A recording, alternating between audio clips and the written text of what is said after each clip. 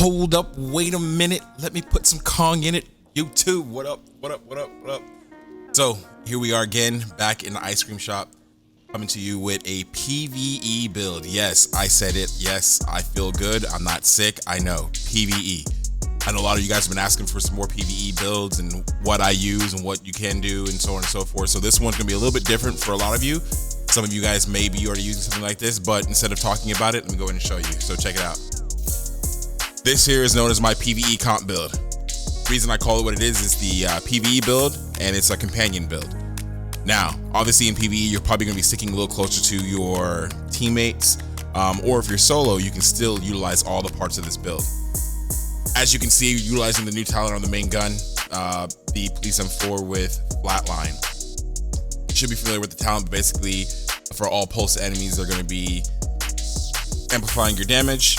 And of course, how we're pulsing them is we're using the linked laser pointer on there. So no need for a pulse or anyone on your team pulsing the enemies themselves.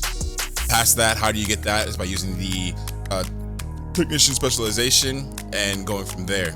Secondary, you're gonna be using the Scorpio for those more tanky NPCs, or if you're getting rushed, you can definitely swap over, use that, and we all know how good the Scorpio is when it comes to PvE.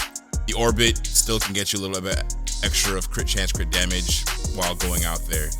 On the build, more or less it's pretty simple. Using the Coyote Mask, you get that extra crit chance, crit damage.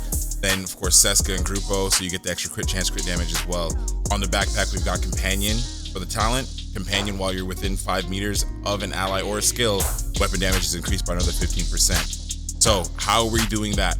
A lot of you normally use a Seeker Mind or something along those lines, and you can.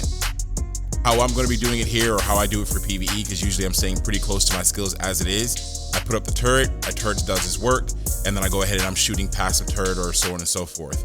And staying within that 5 meters, that way I get that extra damage, and plus the NPCs will not target me, more or less. They're targeting the turret, and I just got to keep that turret up.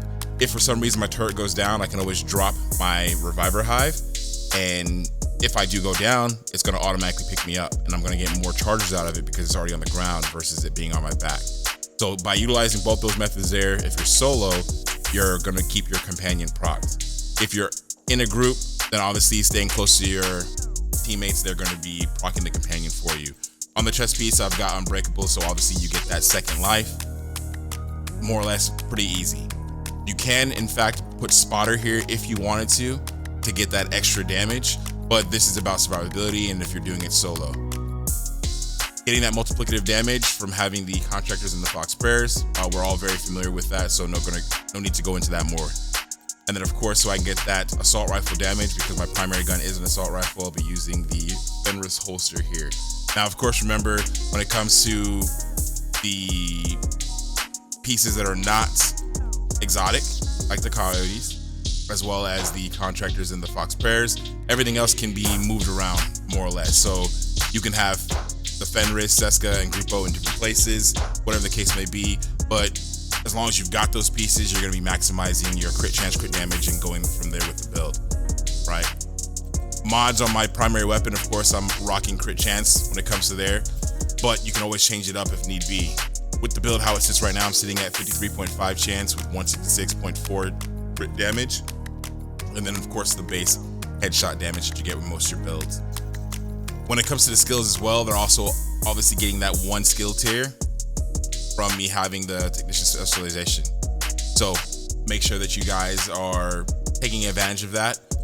You don't necessarily have to have a full skill build, but basically I'm using the skills as a distraction and survivability. And this is another build here for you. Now, the great part about this build is you can very easily and very quickly change this build up and make it useful for PvP. If some of you guys are doing PvE and you've wanted to get into PvP or try it out in PvP, but you don't know exactly what build to use and so on and so forth, and plus I have the other videos for you, you can check those out. You can easily go and change this up by simply going and putting on a drone, a nice defender drone, so you get that survivability while moving around, and then you can change your other skill to really whatever you want. You can put the Seeker Mind, so you have that Seeker Mind that's rolling around with you the entire time because of Companion, and boom, just like that, now I have me a PvP build that I can go out there and I can still use, that I'm also very familiar with because I've been using it in PvE. But guys, you know how we do it here. Short, sweet, to the point. This is the ice cream shop. It's your boy Kong. Please make sure you guys like and subscribe, and definitely check out the other videos. We're always dropping content every single day, not only here on the channel, but of course over there on TikTok and the live content on Twitch. Guys, we are almost there. We're almost to that 1,000 subs. So like and subscribe. Help your boy out. It's your boy Kong, and I'm out. Peace.